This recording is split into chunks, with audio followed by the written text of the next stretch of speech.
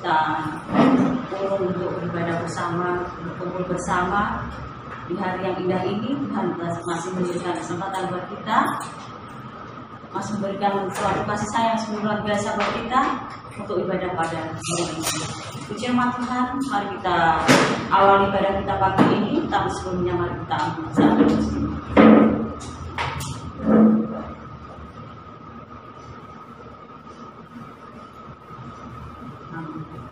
Puji nama Tuhan, mari kita ambil satu pujian yang mengatakan, dahsyatnya Engkau Tuhan.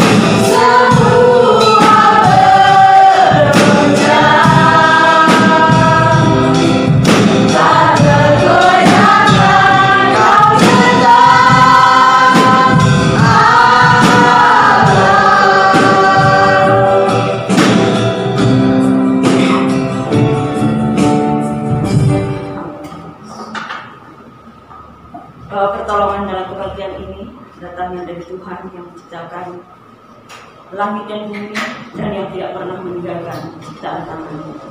Turunlah kiranya atas kita sekalian anugerah dan sejahtera dari Allah Bapa, Allah Putra dan Amin. Puji nama Tuhan. Mari kita kembali Kita sambung pada kita pagi ini, kita akan memuji nama Tuhan yang ujian yang mengatakan, besar Engkau hamba Tuhan. Haleluya.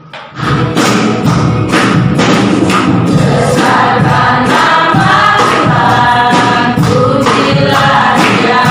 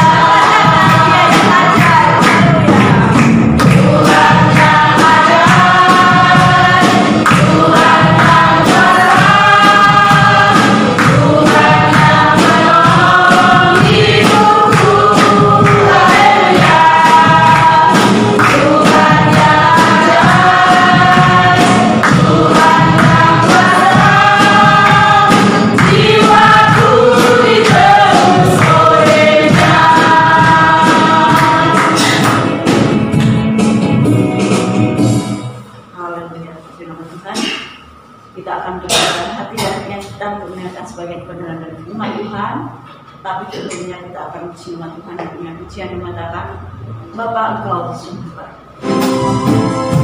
Dalam kita punya aplikasi tertentu, nama Tuhan selalu ada terletak dalam hati dan dalam kehidupan kita.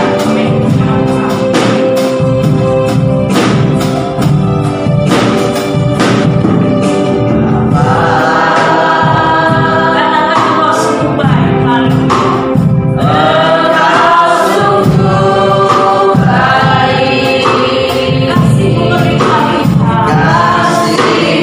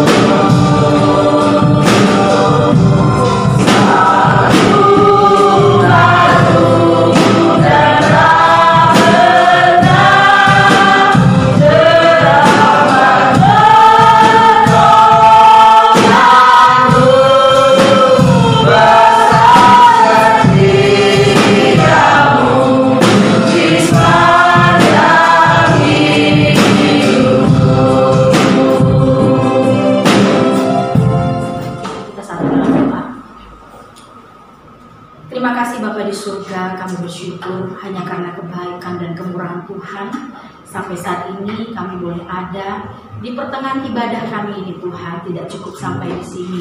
Kami rindu mendengarkan sebagian daripada firman-Mu. Mari berfirmanlah Engkau, mari Engkau pakai hamba-Mu untuk menjadi penyambung lidah-Mu Tuhan. Hamba-Mu bukan apa-apa, tapi biarlah Allah Roh Kudus yang memimpin kami semua kepada kebenaran-Mu. Terpuji nama-Mu, kami sambut firman-Mu hanya di dalam nama Tuhan Yesus Kristus. Haleluya, amin. Terpuji nama Tuhan, Bapak Ibu Saudara. Saya bersyukur kepada Tuhan. Ya, ini kali kedua ya di pandemi ini kita bisa bersama walaupun kita hanya sebagian ya. Nah, kita bersyukur kepada Tuhan. Bapak Ibu Saudara yang dikasihi oleh Tuhan, waktu memasuki tahun 2020, saya memiliki satu perenungan yang agak dalam mengenai tahun ini. Walaupun waktu itu saya nggak tahu bahwa COVID-19 ya akan benar-benar memberi dampak yang luar biasa, ya bukan hanya bagi kita tapi seluruh dunia.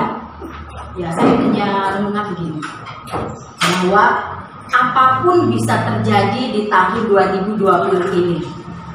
Sebab itu satu-satunya yang menjadi andalan kita hanya bisa berlindung kepada Tuhan.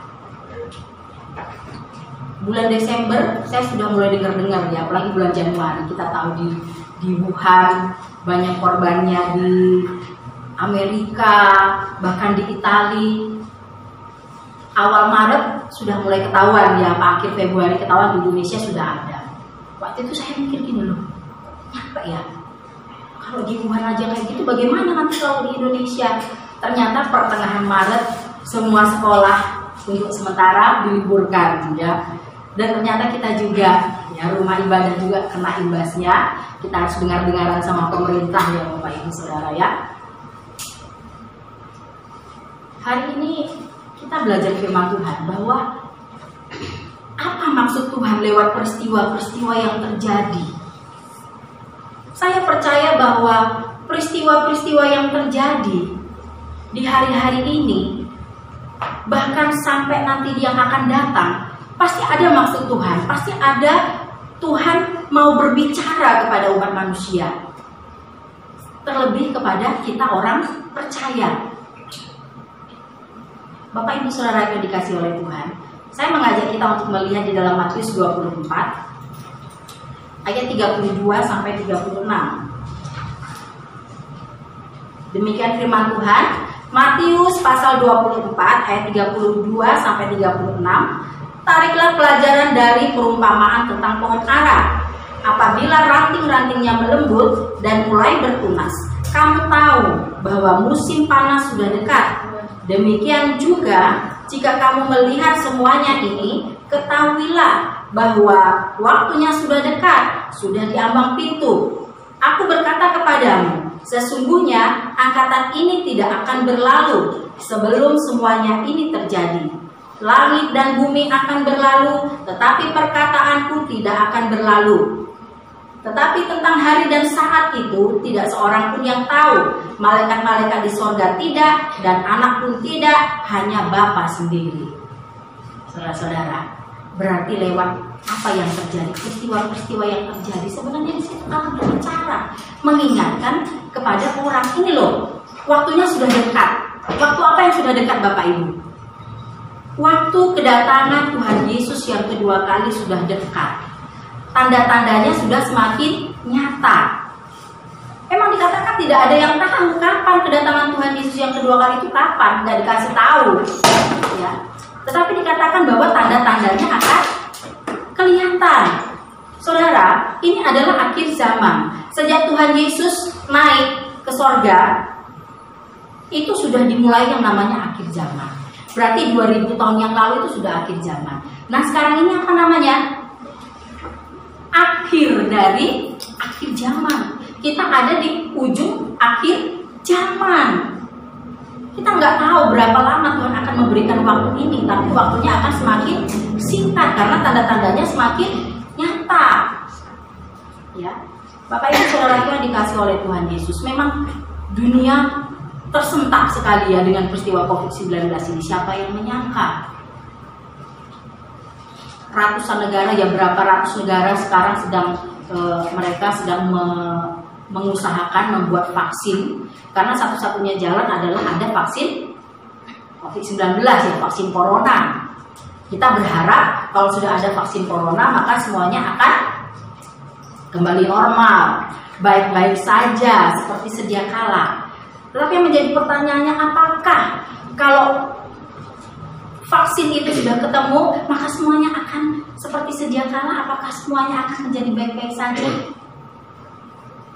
Saudaraku, coba Bapak Ibu Saudara, saya percaya sudah dengar-dengar berita di luar sana, ada isu-isu, ada negara-negara yang akan berperang, ya kan? Bahkan sekarang mungkin mereka udah perang dingin.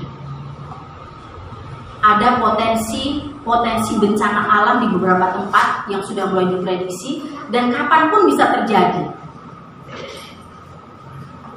Dan juga ada potensi-potensi lain, kemungkinan lain bahwa ada wabah yang akan semakin lebih lagi daripada COVID-19. Artinya ada wabah atau penyakit yang lain juga yang akan menghantui orang-orang yang ada di dunia. Kalau kita melihat ini sebenarnya kondisi kita aman enggak?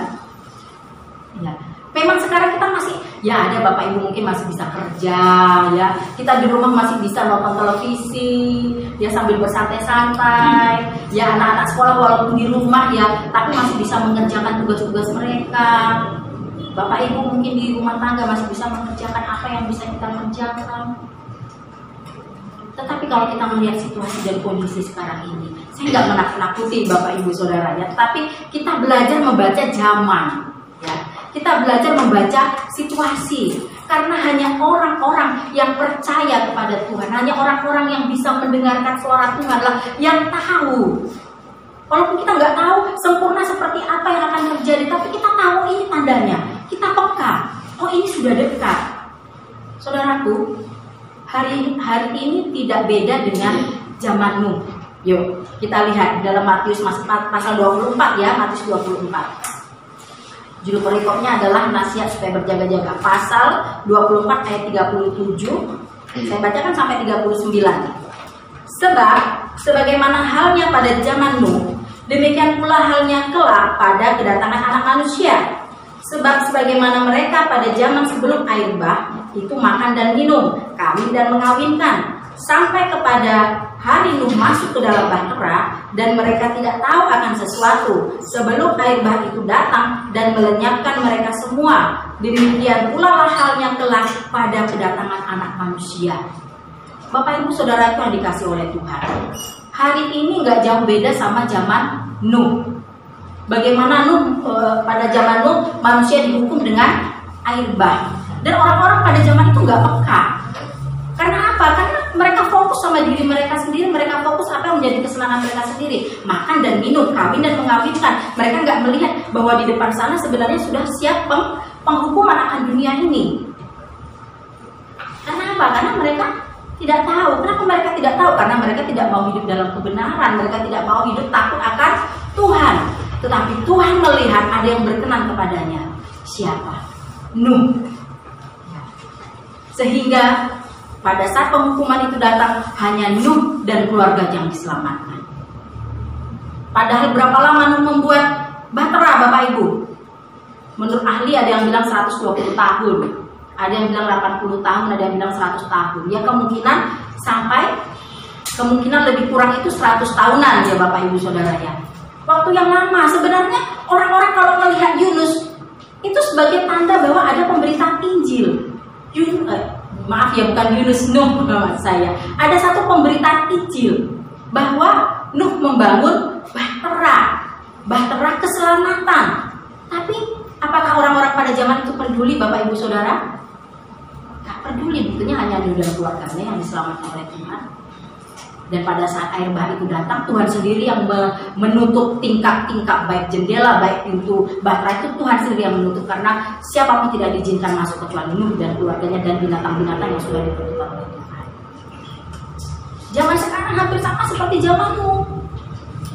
Bapak Ibu Saudara kalau lihat di berbagai media, kejahatan semakin nyata.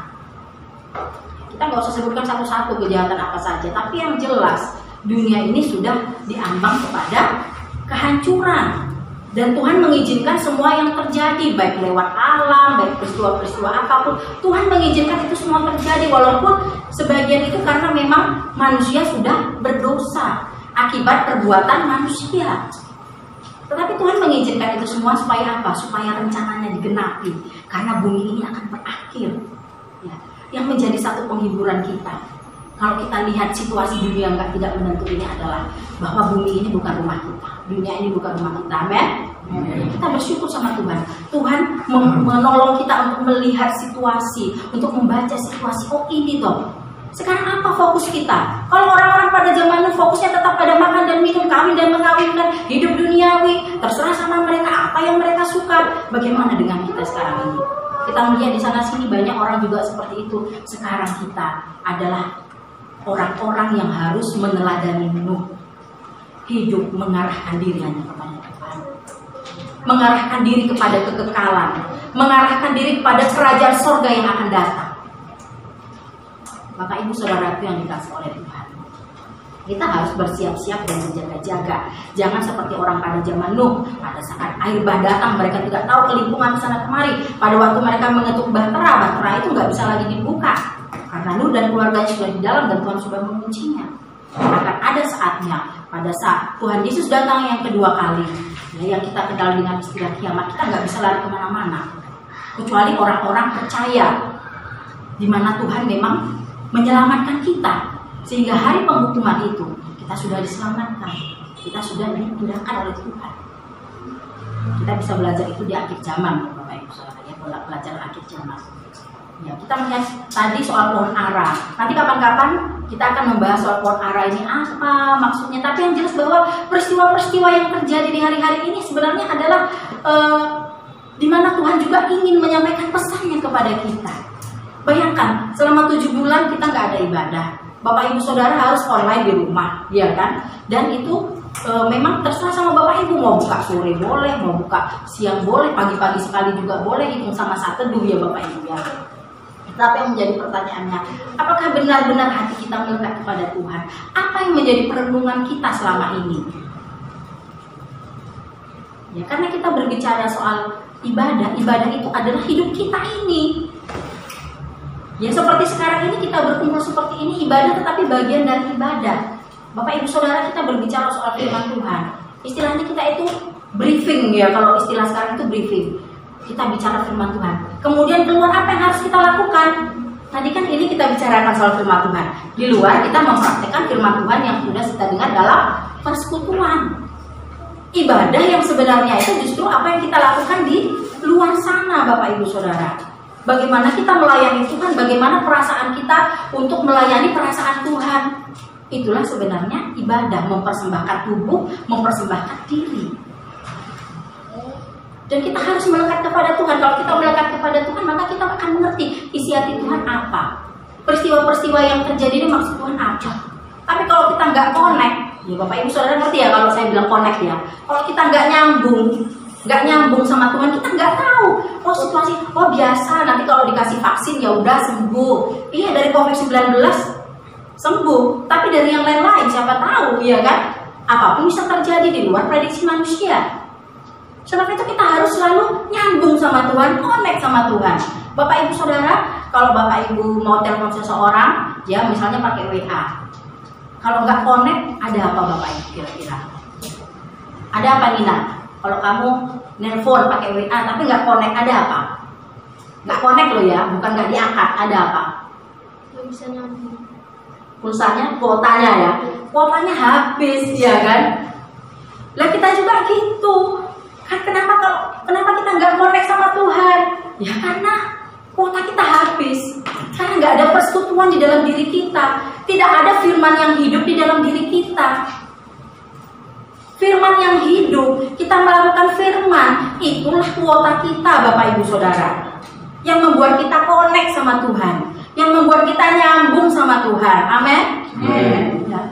Tapi kalau kita nggak nyambung sama Tuhan, itu tanyakan, berarti apa? Kuotanya habis, berarti persekutuan kita kurang.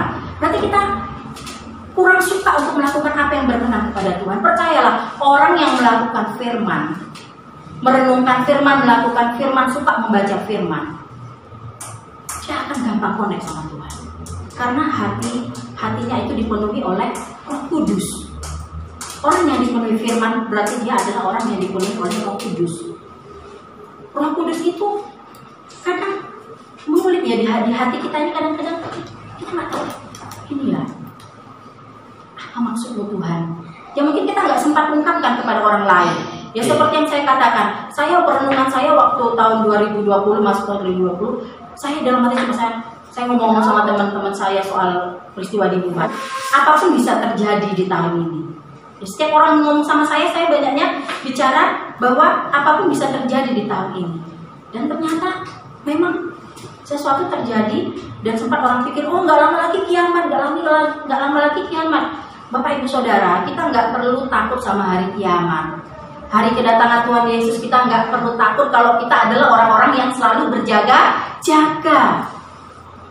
Kita sama seperti Nuh, orang yang takut akan Tuhan, hidup benar, tidak bercacat, kita nggak perlu takut apapun yang terjadi.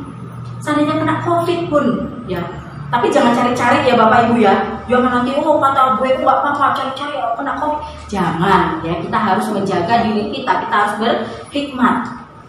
Tetapi apapun yang terjadi dalam hidup kita, kalau Tuhan tempat kita berlindung, Bapak Ibu Saudara yang dikasih oleh Tuhan, kita nggak perlu takut.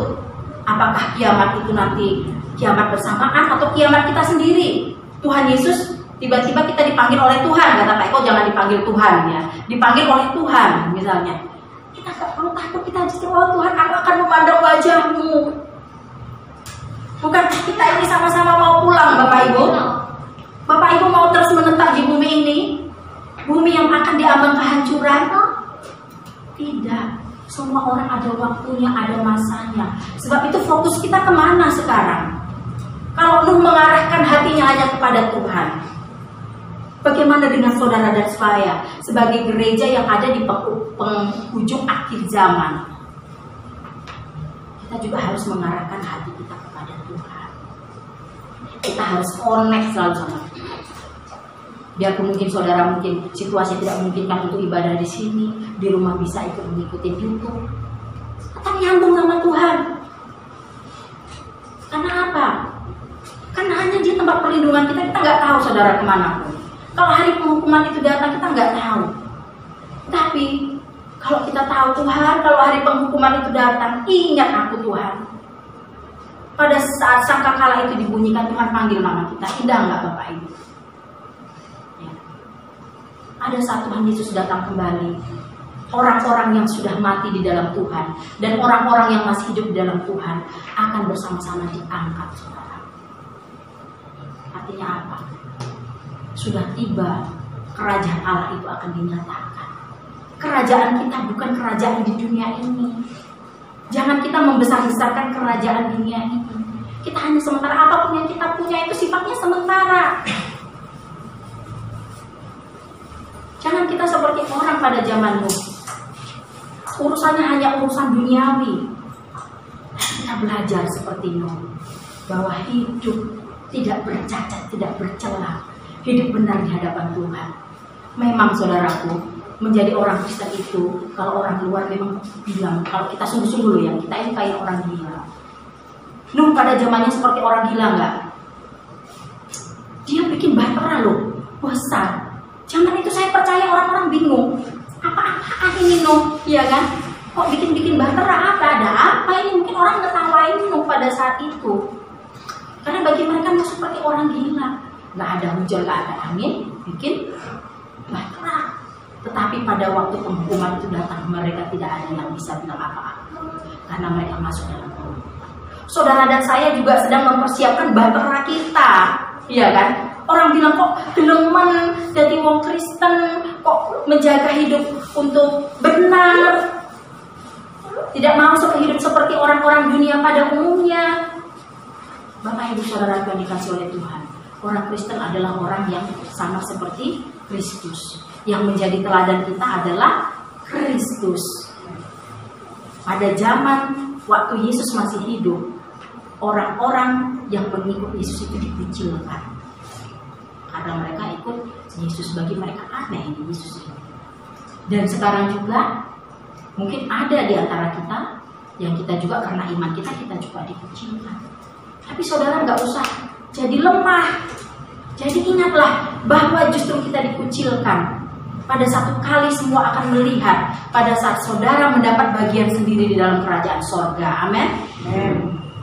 Saat ini orang boleh bilang, orang Kristen, oke. Tapi pada saat kita menjaga hidup kita seperti Nuh, menjaga hidup kita untuk kita meneladani Kristus, maka orang-orang di zaman ini pun akan melihat. Orang-orang yang hatinya tergerak untuk datang kepada Yesus, mereka akan melihat. Karena di luar sana saudara, banyak orang-orang yang terhilang, banyak orang-orang yang tidak mengenal Kristus. Kalau mereka berjalan, saudara sekarang berjalan menuju kerajaan sorga, mereka itu jalan menuju jurang maut, saudara. Kasihan nggak? Nuh pada saat itu melihat orang-orang akan mati dalam penghukuman, tetapi dia bisa berbuat apa? Bapak Ibu Saudaraku, hari-hari ini mari beri hidup kita bagi Tuhan, arahkan hidup kita kepada Tuhan, fokus kepada Tuhan. Vaksin yang paling ampuh sebenarnya adalah dekat dengan Tuhan. Amin. Ya.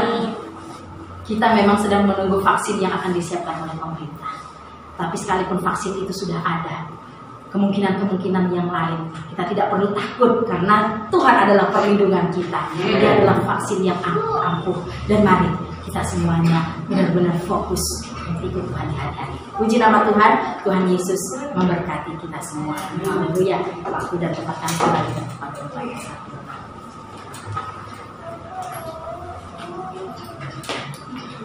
Mari kita berdoa. Bapa di surga, terima kasih untuk firman-Mu pada pagi ini, boleh mengingatkan kami, menguatkan kami, membangun kami untuk selalu berkesinambungan dengan Engkau dari waktu ke waktu ya Tuhan. Karena memang ini adalah akhir zaman akhir dari segala sesuatu. Pengharapan kami hanya kepada Engkau Tuhan, kami Yesus Kristus yang adalah juru selamat kami ya Tuhan. Bapa di surga, kami serahkan Bapak Ibu Saudara kami dalam tangan kuasa-Mu ya Tuhan.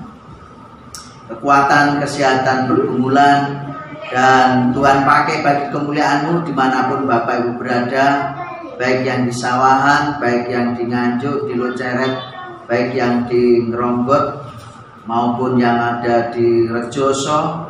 Kami serahkan dalam nama-Mu ya Tuhan Yesus. Dalam segala kondisi dan keadaan yang ada saat ini, dalam setiap pergumulan yang ada, kami percaya Tuhan Yesus menyertai, Tuhan Yesus memimpin ya Tuhan hati pikiran Bapak Ibu. Baik yang saat ini bisa bersama maupun tidak bersama, kami serahkan dalam tangan kuasa-Mu ya Tuhan, dan pakai bagi kemuliaan-Mu dimanapun Bapak Ibu Saudara kami berada. Bapa di surga, dalam nama Tuhan Yesus, kami serahkan ya Tuhan akan sinode kami dalam pimpinan Tuhan, persiapan kongres dan juga panitia, bahkan juga sinode Tuhan pakai bagi kemuliaan ya Tuhan, dari pusat sampai daerah, bahkan gereja lokal. Kami serahkan saudara-saudara kami seiman dari gereja-gereja lain dalam tangan kuasa-Mu ya Tuhan. Tuhan campur tangan, pimpin dalam roh-Mu ya Tuhan Yesus. Bapa di surga, kami serahkan bangsa negara kami dalam tangan kuasa-Mu. Biarlah dengan hikmat bijaksana dari Tuhan, elemen bangsa dan negara ini menyatu dalam menghadapi segala keadaan yang ada ya Tuhan. Kami serahkan presiden, wakil, para menteri dan jajarannya sampai tingkat RT, bahkan juga TNI Polri yang mengawal bangsa ini, pun juga untuk tenaga medis seluruh Indonesia, khususnya Tuhan dalam tangan kuasa-Mu ya Tuhan Yesus. Terima kasih ya Tuhan, terima kasih. Kami serahkan tak lupa saudara-saudara kami sebangsa, setanah air, bahkan tetangga kanan kiri kami dalam tangan kuasa-Mu ya Tuhan. Terima kasih ya Tuhan Yesus. Biarlah hanya nama Tuhan Yesus yang kami muliakan, kami tinggikan dalam segala sesuatunya. Terima kasih ya Tuhan. Terpujilah nama-Mu yang menyertai dan yang mengadakan dan berkuasa atas ibadah kami dari awal sampai akhir. Mari kita berdiri bersama-sama, kita terima Tuhan. Biarlah anugerah damai sejahtera, kekuatan dan kuasa dari Allah Bapa, Putra dan Roh Kudus melimpah atas Bapak Ibu Saudara sekalian dari sekarang sampai selama-lamanya, dan pulanglah jadilah garam dan terang, dan dipakailah bagi kemuliaan nama Tuhan. Di dalam nama Allah Bapa, Putra dan Roh Kudus, Tuhan Yesus memberkati. Amin. Amin.